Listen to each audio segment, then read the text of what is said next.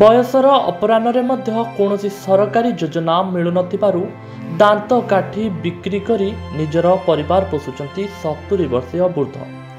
गंजाम जिला पात्रपुर ब्लॉक श्रीरामपुर ग्राम रे देखिबाकु मिलिछि एभली किछि दुखद चित्र। भंगा ददरा घरे बढ़िला झील को धरी निज भाग्य को आदरी पड़ी रहिचंती धोबा नायक। पुओ दीर्घ वर्ष ହେଲା दादन खटिबाकू अन्य राज्य को चली जाइतिबा बेले निज परिवार को जेमिति पर करि दैछि।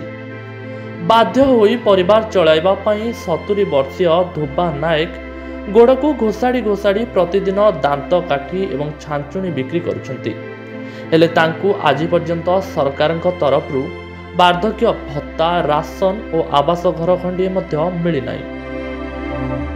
आखि को भल भाव देखा जाउ नथिले मध्य बयसर अपराह्न छांचुणी एवं दांत काठी बिकी परिवार प्रतिपोषण करबा सह जीवन बंचेबा पई संघर्ष जारी रखिचंती धोबा नायक। तम ना कोन? मो ना धोबा नायक। को गा? श्रीरामपुर। अच्छा तमे कोन करछो? अरे दांत काठी अणा लागि आ दांत काठी सहित कोन बिकुछ?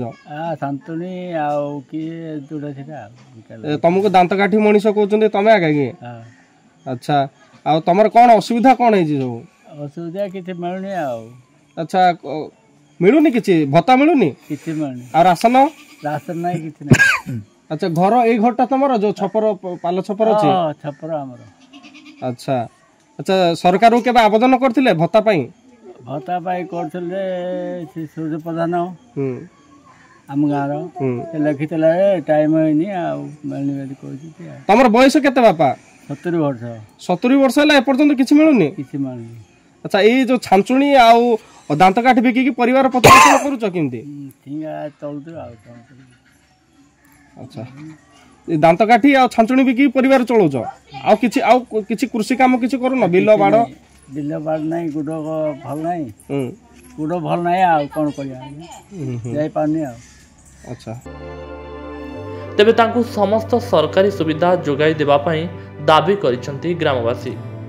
सर कौन कहे जो धोबा नायक अच्छा अभियोग अच्छे विभिन्न मौलिक सुविधार वंचित से विषय कौन कहे?